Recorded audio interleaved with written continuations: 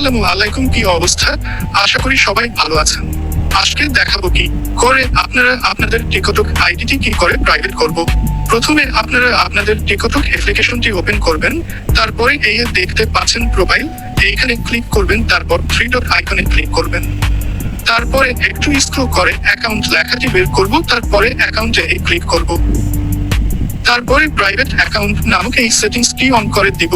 আবার অ্যাকাউন্টটি পাবলিশ করতে চাইলে সেটিংস কি অফ করে দিব, তাহলেই কাজ শেষ।